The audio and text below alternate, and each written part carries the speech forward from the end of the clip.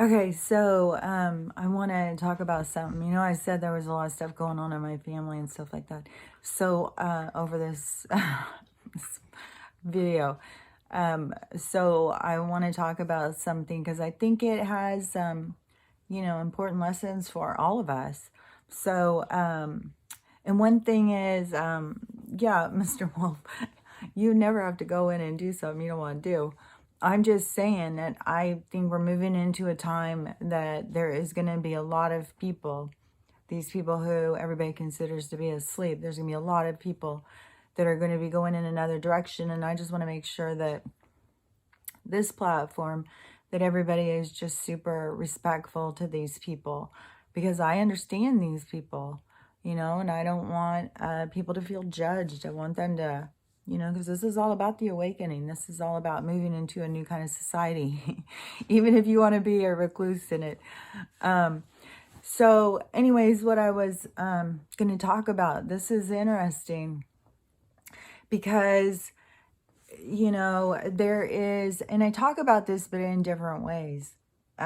So you have this persona who you are, like, let's just call her Kelly, this person who gets born into the world, right? Gets born into a certain circumstance, gets dealt a hand that, is her hand to get over, and in this society, we're not guided to, like, hold off on getting married and having kids until you grow up. No, I mean, people are getting pregnant in high school and having families. So, yeah, that's not the way that we were being directed. There's just a lot of dysfunction on our whole society. So, anyways, so a lot of us have gone out, we made tons of mistakes as parents, we were just shooting from the hip. We didn't know what the hell we were doing. We're just trying to figure it out. And then they have different people writing books. Oh, spank, don't spank, do this, do that, and everybody's trying to figure it out. And everybody's just trying to fix their own wounds through their kids. So whatever wounds that you have that you were injured by, you think, oh, well, I'll just fix this in my kids and it'll be all fixed. But you're creating their wounds for them while you're trying to fix your own. So it's such a complex relationship. And, and it is something that, it is something that you do put yourself out there, for a lot of criticism once you become a parent. And, but this person still remains to be this person, even if they're a mother, a sister, an aunt, an uncle, whatever this person is, there's still ultimately this person with this name, right? So this person with his name is more than just this person's relationship. So you can be a mother to this person and just be, your regular self still. But they only can see you through this dynamic. They can't see you outside of that dynamic. They can't see your real true self. They can only see this concept of mother, and generally you failed, a big old F, failure. That's what they can see. That's how they view you. It's the lens that they look at you through. And, in this case of mine, it's a lot for them because, if you have problems with this person and you think they are a problem, then for other people to like them, especially on any kind of scale, then that is going to really be triggering. But, we have to always remember our relationship with people is our relationship. It's our perspective. And there's so much projection. There's so much of what we want to see play out, how we want to see it, what we need to hear to continue our projection so we can continue to learn about ourselves. It's just, in this screwed up world, we keep thinking that we're learning about or fixing other people or something. But that's not what anything is there for you to do. So it's crazy because, you can be complete failure as a mom. You could be a complete failure as a wife, but you could still be a great person that people love and want to be around. And those people who you have failed are going to feel cheated. Like, you know, you're horrible for me, but you're good for other people. But they don't recognize it as that your relationship is coming from inside of you too. It's not just this, it's how you perceive this. So if, and this is another complication too in this dynamic as a parent-child thing, you know, when I've been both, I've been a parent and a child, is this, that you, just clicked right out of my head. So if you are the, let me think for a second, if the mother and the child, oh, evaporated. So in this dynamic of this, the mother and the child, then if,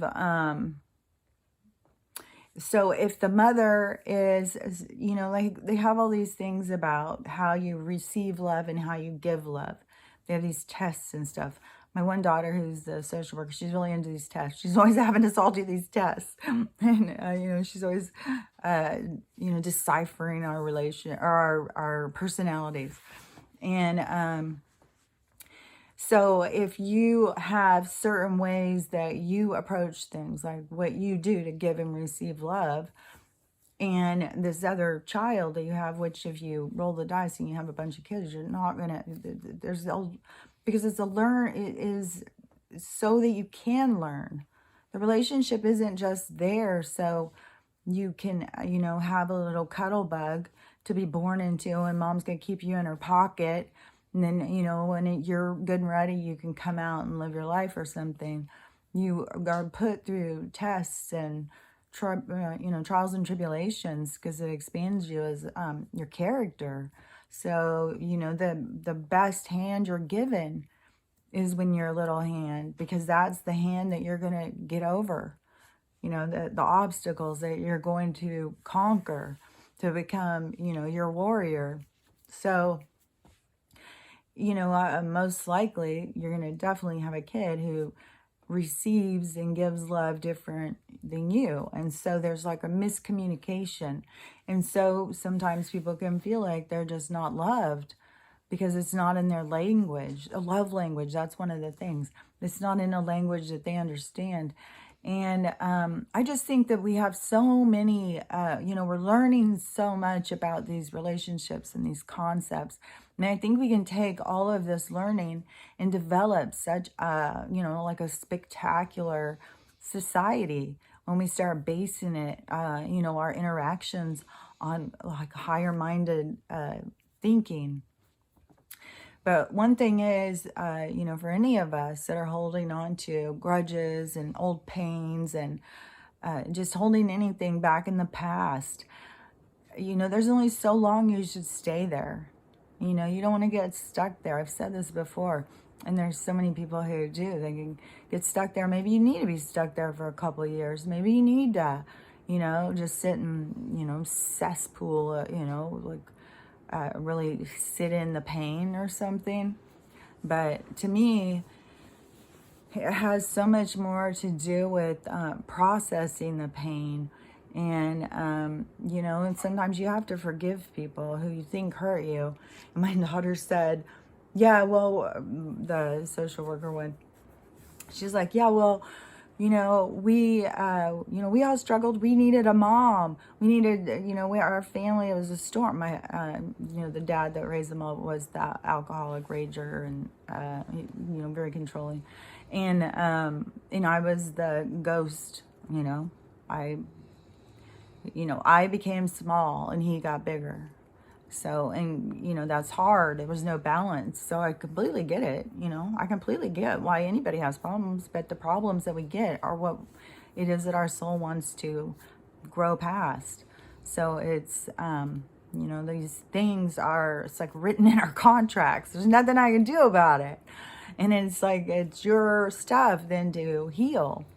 And, you know, and to also get in your mind, like everybody is all different things to all different people. Like I said, you're the good guy and the bad guy to every single person. You're not just one thing, no matter how hard you try and be like perfect. It's so much more important to be real, to be authentic.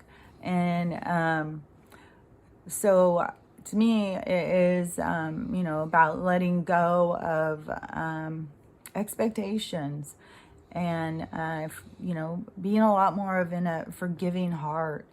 But when she said that about so we were all out in this storm and we needed you in the storm. And I said, well, all I had was a dinghy. You know, I had a little life raft. That's all I had. I didn't have the tools. I didn't have the tools to be better than who I was before I was. Like, those things are what helped me to learn and grow. You can't be something before you've learned it. You know, you have to go through the experience. That's how you learn to be something different, or, you know, you learn your lessons so that you can grow and expand. So, and that's the same thing that I was talking about when somebody had to, you know, clarify for me. It's like, you know, you got to remember your dad is like, would you tell a person in a wheelchair, get up and walk? You know, people have certain handicaps, and then we take it on personally. It's like, oh, well, they just didn't love me. If they would have loved me, they wouldn't have done this. If they would have loved me, they'd be better. That is putting too much power on other people, because we're all only who we are. We aren't, you know, saviors, or for some people we aren't. You know, we're all just human beings, and we're all just trying to figure it out and to grow into, well, some of us, not everybody wants to grow. Some people just want to go and, you know, lewd and do naughty things and live for that adrenaline rush, you know. A lot of people are just adrenaline junkies, you know, just want to get into trouble. But, you know, there's a lot of us who want to grow. We want to feel peace. We want to feel that kind of just a peaceful way. And, you know, the more stuff that we heal, the more we let go of it. And it is all just weight that bears us down. And that's the part that makes me sad, because I feel like I have so much information that could help people, but they have so much resentment towards me that I'm like the wrong person to help them. And I feel like, but, you know, I think that's one of the things why I go on here. So, you know, because I know there's a lot of people out there who are struggling, who, you know, and at least I can help other people figure out how to heal, because it definitely helped me. And it was a struggle. It was a lot to go through. It was one thing after another. And it all has to do with just, you know, keep fighting. You just don't give up. You just don't stop, and you forgive yourself, and you let go of things, and you forgive others. And, you know, I think that there is something when we move into that place, when we can stand across from somebody and we can see ourselves, then we're not so judgy of them. We can see like, oh, you know, you're just going through that. You're experiencing that, but we're all the same. We're all a part of the same. You know, we're all great, but we're no greater than one another. We make, you know, we make up what God is when we come together in unity. And that's what we want to create, is that bliss, you know, that joy. And it comes from within us. We are the ones who have to create that. And we don't create it by having resentment and holding on to anger and living in the past. And it's when we get the full spectrum, is when we can see the full picture. You know, it's just that they've left so much of the picture out for everybody. Everybody's not getting the full picture. So anyways, you know, everybody's going to be getting a more, you know, panoramic view soon of what is going on here. But again, when these people all start going out and looking for channels and, you know, people who can help them figure out what the hell's going on, I just really want us to, anybody on here, to just be really considerate of other people's feelings and stuff, because I think it's important. You know, and I know a lot of people have a lot of anger and stuff, and that is what the stuff we need to resolve. A lot of people are very divisive and blaming, you know, if that group would just wake up, then we wouldn't be going through this. But we're going through this to make sure all human beings get a chance to wake up. So, anyways, you know, I can see the direction where the energy is taking us, and it's definitely picking up steam. And we're definitely, you know, headed to a lot more transformative time. And so, yeah, we just need to all be the change that we seek. And so always think about that. Like, how would I want to be treated in this situation? And it's not always easy to do. That's for sure. I'm the first to admit that. So anyways, it's just a process, you know. Everything is a process. Everything is an opportunity to learn about yourself. So anyways, I just wanted to put that out there because I do think it's you know, it's funny, like, you know, you could think, oh, my boss is just a dick, I hate my boss, and not thinking like, oh, he's got relationships with his kids love him, he's got a great wife, a great relation, you know, these other parts of these people. We're all multifaceted. What part we're playing for one person doesn't define us. We define ourselves every day. We decide who we are. We decide in every relationship who we are. And yeah, sometimes the most triggering relationships are the most identifying factors in ourselves that we need to have a look at. So anyways, let's just all keep that in mind.